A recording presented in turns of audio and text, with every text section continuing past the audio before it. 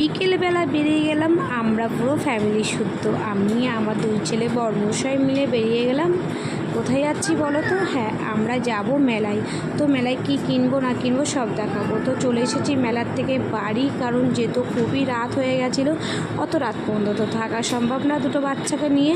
তার জন্য আমি চলে আসলাম বাড়ি। দেখো আমি এখনও কিন্তু জামা প্যান্টও চেঞ্জ করিনি, আর এটা কিন্তু কালকের ভিডিও, ঠিক আছে?